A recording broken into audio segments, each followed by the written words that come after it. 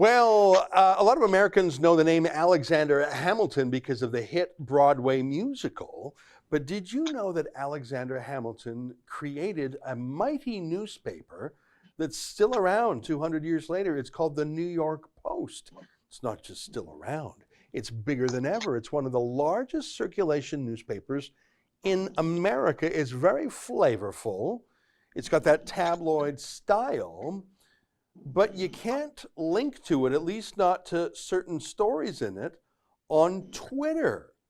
You see, the New York Post broke a massive story that Hunter Biden, the son of Joe Biden, the former vice president and the presidential nominee for the Democrats this time around, had massive corrupt dealings with China, and that the corruption touched Joe Biden himself, that Joe Biden was in on the take. This information came from a laptop computer that Hunter Biden left with a Mac repair shop. Tens of thousands of emails corroborating the story, but Twitter simply banned any links to it.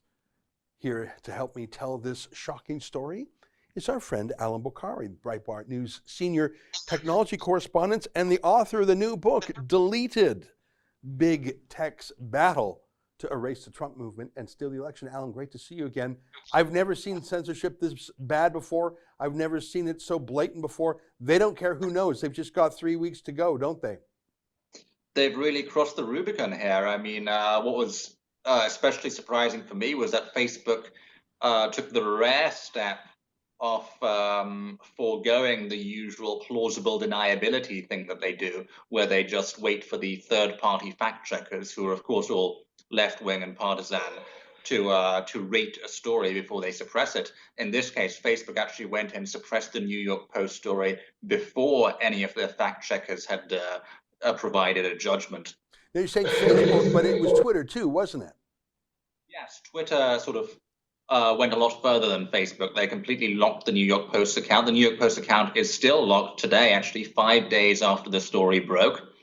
And they're not allowing the New York Post to regain access to that account unless they delete the original tweet containing the article. And of course, why would you want to do that? You're implicitly admitting guilt if you do that. I certainly wouldn't want to do that.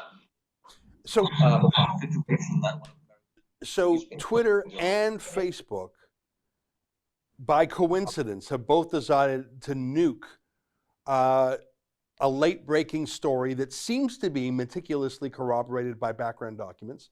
I should note that the Biden campaign, at least as of this moment, has not discredited or claimed that this is false. They have not said those are forgeries. They have not disowned it, as far as I know. They're simply not discussing it. So it has not been undermined. In fact, the director of national intelligence says there's no evidence whatsoever that this is a foreign hack or a plant. If so, it would be quite an effort. I mean, I suppose theoretically it could be.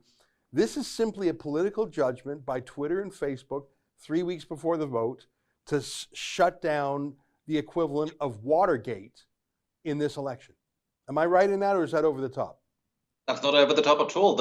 It's extraordinary. The Biden campaign have not denied the veracity of the emails, and yet Twitter is still suppressing the New York Post. It's extraordinary. And what's more, the Biden campaign has just today called a lid.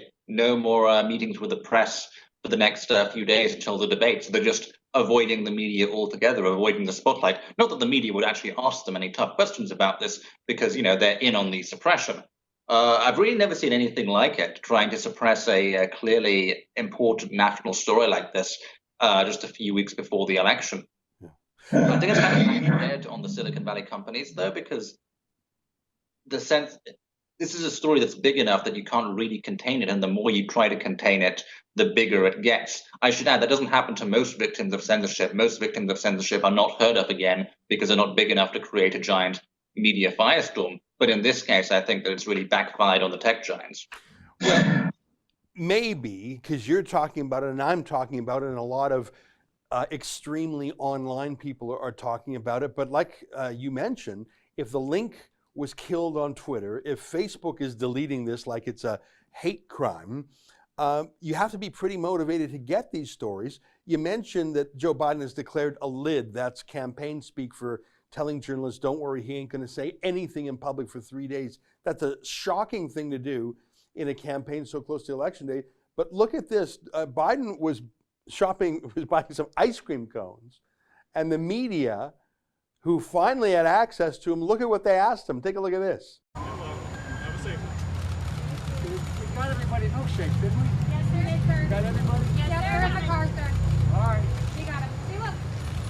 Mr. Biden, what flavor did you get? We got one vanilla, one chocolate, but I wanted to get what we call black and white, but we're going to move it. In other words, we're going to split it. So my question to you, Allum, is you and I are really dialed in, but if mainstream media reporters are just asking about ice cream cones, is this story really getting out? Like, has the New York Times or the Washington Post dug deep here, or have they just engaged in distractions, misdirections, downplaying?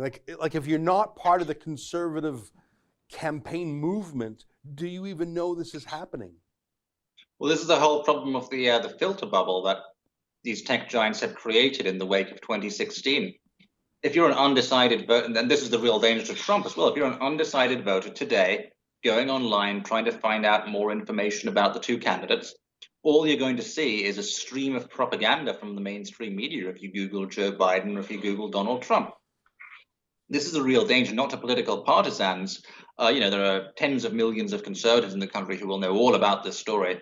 But the real danger, as you correctly point out, is, will this story ever reach undecided voters? That's an open question. And I do think that November the 3rd is going to be a test of whether Silicon Valley can steal an election. They've certainly been trying over the past 4 years.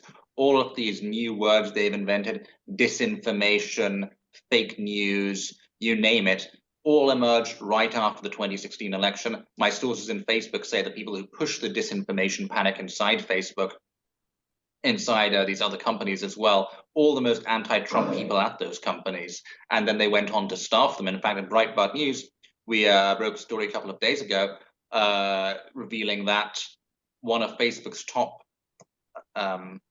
global content regulators used to advise Joe Biden on Ukraine. So she was, deeply tied to this very story.